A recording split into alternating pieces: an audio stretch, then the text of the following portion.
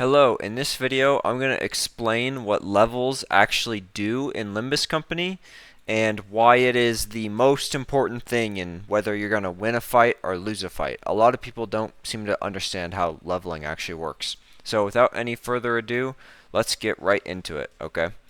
So let me get my marker out, put on a nice green marker. Okay, so leveling by itself does not mean anything, okay? All leveling is going to do, and it's going to show you when you level up, is that you have more HP.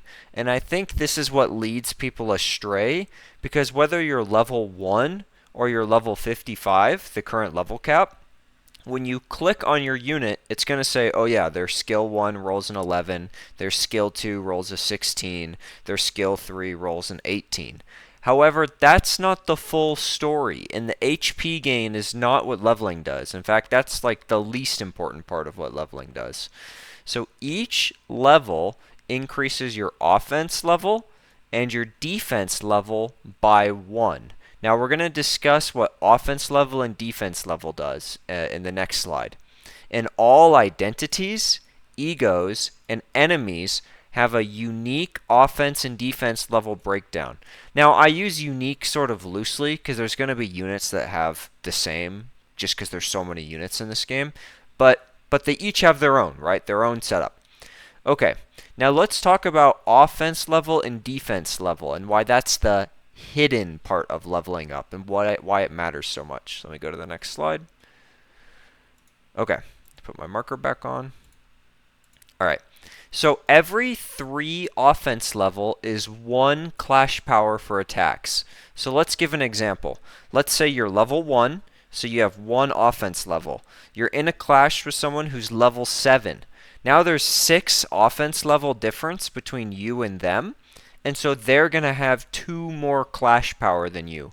So you'll roll an 11, but they're going to roll a 13. Now, every 3 defense levels, all right, going on defense level now, is 1 final power for defense skills. And we're going to cover some interesting exceptions to that. But that's how it works for all defense skills, for normal skills, and for the clashable defense skills, because normally defense skills don't clash. Every 3 defense level is 1 final power. That's different from offense level, which is only going to give you clash power. So you'll win the clash easier. Remember that example where I said you'll roll a 13 instead of 11? But when you actually hit them after winning the clash, you'll only roll an 11. You won't actually roll a 13. That does not apply to defense skills. So if you have a counter that rolls like a 10, and it has plus 3 defense level up over your enemy, it's going to get plus 1 final power. So you'll actually hit them with the counter for an 11, not for a 10. And then, of course, this applies to evades and guards as well. You'll actually roll a higher number when you need to defend. Now, in a clash between an attack and a normal defense skill, which can't clash normally, right? The attack will not gain clash power up. So even if you're under leveled and you use a defense skill against an enemy, let's say the enemy is like 30 levels above you and you use an evade against their attack, they won't get the plus 10 clash power for being 30 offense levels higher than you, because a defense skill negates the difference. That's what makes defense skills good. Now, it wasn't like that at the launch of the game, and that's why defense skills were horrible when Limbus Company launched, but Project Moon changed that really fast. Okay, now in a clash between a clashable defense skill, think like Wild Hunt Heathcliff's counter, and a regular attack, the attack will gain clash power, so it won't get that bonus anymore, the defense skill, but the defense skill will still gain final power. So if you win the clash with the clashable counter and you have like plus 6 defense level, you're going to roll 2 higher again because of this equation. Every 3 defense level is 1 final power. Now I've talked a lot about the theory. We're going to talk about theory just for a minute longer on the second slide. Then I'm going to start giving some examples, okay? Let's go to the next slide. Get my marker back on. Okay. So what else does it do?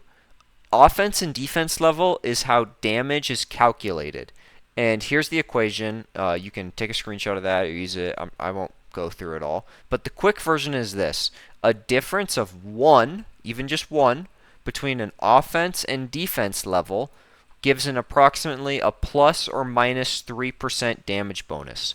So let's say your defense level 55 and their offense level 40. That's a 15 difference.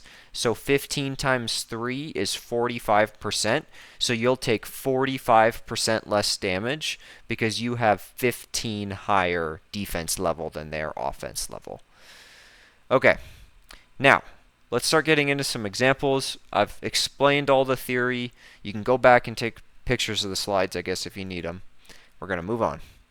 Okay, so here we're going to look at how this actually works in gameplay. So I've pulled up Faust. We'll notice that she is level 52, which, increased her HP. She's a tank. She has a lot of HP. But again, that's the least important part of leveling. So let's look at what is actually happening here. She's level 52, but she's defense level 54 because she's a tank, and so she has bonus defense levels. So anytime I level her up, her defense level will always be 2 higher than her normal level, her overall level. Which means when she takes damage from enemies, generally she's going to take 6% less damage, assuming they're at a equal offense level. Like their offense level 52, my Faust is 52, but she has defense level 54. That's also going to mean that she's going to get higher rolls on her guard skill if I can get anything that boosts her defense level up. So even if I get just 1 defense level up on her, when you combine that with the fact she's only 1 away from another increment of 3, that means she'll start rolling a 7 on her defense coin instead of a 6. So it's very easy to turn this plus 6 into a plus 7. The easiest way to boost that, other than using skills or egos that give defense level up, is to use Sin Resonance. So even just like 2 Gloom skills next to each other is going to give her that extra 1 defense level because the Resonance will boost her up by just a little bit. Now, there's more to talk about. That's defense level. Let's go to the next slide and look at her offense level. So I've clicked on her skill 3, Law and Order. We can see Law and Order is offense level 51. This means her offense level is actually lower than her overall level. So she's going to clash a little bit weaker than she might normally. Now, normally it's not going to matter because if you're fighting someone who's also level 52, we're not seeing that 3 increment difference, right? 51, 52. So you'll still just clash at the same amount as normal. But if you're fighting an enemy who has bonus offense level, or if you're fighting an enemy who's benefiting from a skill that gives offense level up, or you're fighting an enemy who has resonance in Refraction Railway, any of those things could potentially boost them up to gain bonus clash power over Faust, just slightly easier than another unit, because Faust actually, in exchange for having 2 higher defense level, has negative offense level. She has -1 offense level. One thing to note about this, I don't think Project Moon makes identities with negative offense level anymore. This used to be really common when the game was new to have units with high offense levels and low defense levels, or high defense levels and low offense levels. But Project Moon generally doesn't do negative levels on identities anymore because it's pretty unpopular. People, didn't like that. All right, so let's go to another example. Okay, let's look at an ego. Here we can see it's very obvious. The ego, its offense level is based on that of the identity. So for Skin Profits, ego 9-2, 9-2 is going to gain +2 offense level over your identity level, which is pretty good. That means it's going to clash easier, and it means it's going to do 6% more damage generally. So that's a nice thing. So you can click on each ego and see what's going on there. Okay, now let's look at how we can tell with enemies. So here I've pulled up one of the very first fights in the game. This is the start of Canto 3, and we can go to the preview, right? We can preview the enemies. You can actually click on the enemies, It'll tell you their level, their HP, their resistances, whatever.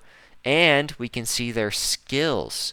So we can see his skill, Clumsy Chop, only has 11, which means it is 5 less than his level. So he's a horrible unit. I mean, the Hooligan is we all know the Hooligan's the weakest unit in the game. But this is just more proof, right? Because it shows that he might be level 16, but his offense level is so low that you're basically always going to be getting a clash bonus on over the Hooligan.